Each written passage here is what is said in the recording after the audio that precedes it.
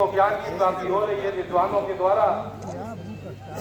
हमारे मंच पर तमाम वर्तमान और पूर्व विधायक, सांसद, मंत्री, बुद्धिजीवी, प्रोफेसर बैठे हुए हैं।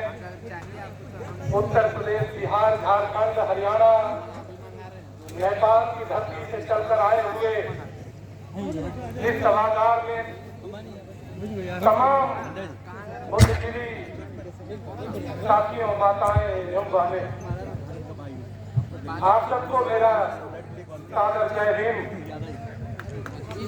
आप सब 10 साढ़े 10 बजे से भाषण सुन करके हमें लगता है पक गए होंगे, लेकिन जो चिंता लोगों की है, विद्वानों का जो चिंतन है, वो इस मंच से हम सब तक पहुंच रहा है सुबह से। ये दुसाध जातियों का दशा क्या है, दिशा क्या होनी चाहिए, हमारा इतिहास क्या रहा है, आज हम हैं कहाँ पे।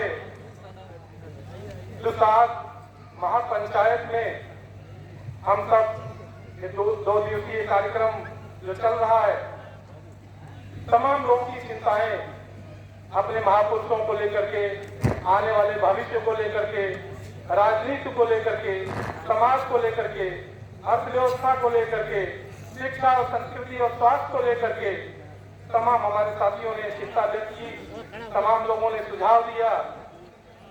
मैं तो 2-3 बातें बस 2-3 मिनट में रखना चाहता हूं, क्योंकि भाषण बहुत हो गया और सिर्फ भाषण से पेट भरने वाला नहीं है साथियों।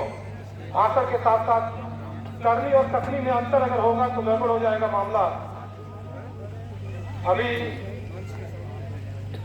वर्तमान में बिहार सरकार के ताकतवर मंत्री, जिनको टूरिज्म डिपार्टमेंट पहले मिला था, अभी एडिशनल उनको एग्रीकल्चर मिनिस्ट्री भी मिल गई, और उन्होंने अपनी बात बहुत ही शालीनता और गंभीरता, धैर्यता के साथ रखी और उन्होंने तमाम अनगिनत अपने द्वारा किए जा रहे कार्यों को उन्होंने गिनाया कि दुसाध समाज के उत्थान के लिए उन्होंने किस तरीके से अपनी रणनीति बना करके काम कर रहे हैं और काम करना चाहते हैं भविष्य में।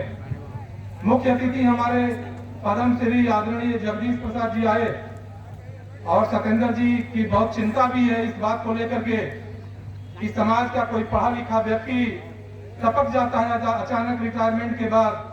मैं तो इस बात से बिल्कुल असहमत हूं, क्योंकि प्रोफेसर जगदीश प्रसाद जी को भारत में ऐसा कोई व्यक्ति नहीं है जो जगदीश प्रसाद जी को न जानता हो कि समाज सेवा 30-35 वर्षों से न किए हो।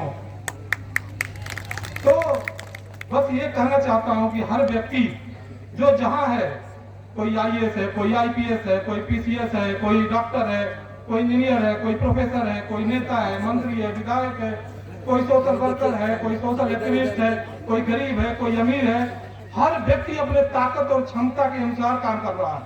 जो जहां है वही कर रहा है। लेकिन आप अगर अपने इतिहास को देखें कि भारत के अंदर डच आए, भूड़ आए, पुर्तगाल आए, अंग्रेज आए, मध्यकालीन इतिहास में तमाम ऐसे आक्रांता आए, और आज की परिस्थितियां क्या है। भारत हमारा 15 अगस्त 1947 को स्वतंत्र हो गया। 26 जनवरी 1950 में बाबा साहब द्वारा निर्मित संविधान लागू कर दिया गया। संविधान में बाबा साहब अम्बेडकर ने हम सब वंचितों के लिए, जो करोड़ों की संख्या है वंचितों की, आज 85% के रूप में हमको लोग जानते हैं। बाबा साहब अम्बेडकर ने संविधान लिख करके, वो चाहे फंडामेंटल राइट्स हो, चाहे directive principle of state policy हो, और तमाम ऐसे प्राविधान किए जो उनकी चिंता थी, जो उन्होंने संघर्ष किया जीवन में, जो उन्होंने महसूस किया, उस संविधान में उन्होंने लागू किया कि जो समाज के करोड़ों वंचित लोग हैं उनको सम्मान का जीवन, उनको समता, स्वतंत्रता, बंधुत्व और न्याय मिले। आप जानते हैं कि आज जिन कुर्सियों पे आप बैठे हैं, हम लोग को अच्छा कपड़ा पहनने का अधिकार, या बच्चों को स्कूल, कॉलेज, यूनिवर्सिटी में पढ़ाने का अधिकार, या सम्मान से जीवन जीने का अधिकार जो मिला है, उसमें हम मानते हैं कि तमाम हमारे महापुरुषों का योगदान रहा होगा। लेकिन अगर हम बाबा साहब अम्बेडकर के योगदान की बात न करें तो हमें लगता है कि जो बहुजन समाज है, विशेष रूप से दुसाध समाज, उनके साथ न्याय नहीं होगा। अगर बाबा साहब अम्बेडकर नहीं होते तो शायद हम सब आज यहाँ बैठकर बात नहीं कर पाए होते। तो बाबा साहब अम्बेडकर को जब तक हम अपने परिवार में, अपने घरों में, अपने बच्चों के बीच नहीं ले जाएंगे, अपने घरों में महिलाओं के बीच नहीं ले जाएंगे, हमें लगता है कि हमारे समाज में जितनी जागरूकता होनी चाहिए उतनी जागरूकता नहीं हो पाएगी। आप खुद सोचिए कि आप एक शेड्यूल कास्ट की एक जाति बाबा साहब अम्बेडकर को किस तरीके से स्वीकार कर ली, और जितना जल्दी वे स्वीकार कर ली उतना ज्यादा उनका तरक्की हुआ, विकास हुआ, उतना ज्यादा उनके अंदर जागरूकता आई। लेकिन हमारे दुसाध बिरादरी के लोग, दुसाध कम्युनिटी के लोग अपने आप को हमेशा क्षत्रिय समझते रहे, और आज क्या स्थिति आपकी हमारी है, आप खुद अपना मूल्यांकन कर लीजिए।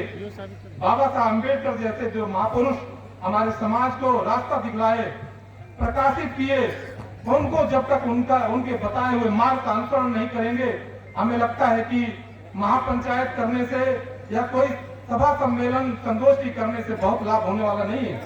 तो बाबा साहब अम्बेडकर का जो तमाम स्लोगन है, बाबा साहब अम्बेडकर की तमाम बातें हैं, उसको भी बताने की जरूरत है हमारे महापंचायतों में और हमारे समाज के बीच में। भारत में सबसे ज्यादा दुसाधों की संख्या या दुसाध कम्युनिटी की संख्या बिहार में है, लेकिन अगर हम संख्या के अनुपात में देखें कि हमारी भागीदारी कितनी है देश के तमाम संसाधनों में, तो हम पाएंगे कि बहुत ही कम है। उसका आंकड़ा नहीं दे सकता हूं कि कितना कम है।